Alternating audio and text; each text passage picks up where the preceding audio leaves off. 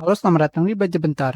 Tadi ketika saya mencari settingan TPM di BIOS, ternyata tidak ada, dan ketika saya ingin kembali ke Windows, terjadi error, yaitu Device Mapping Table.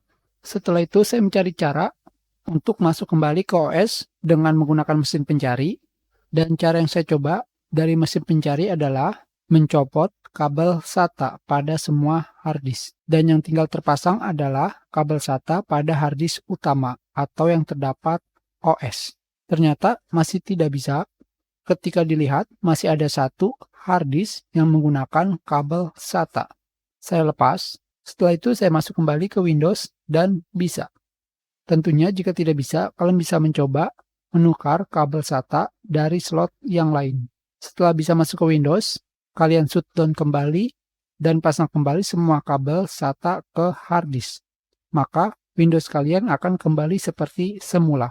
Kita sudahi pelajaran kita. Terima kasih.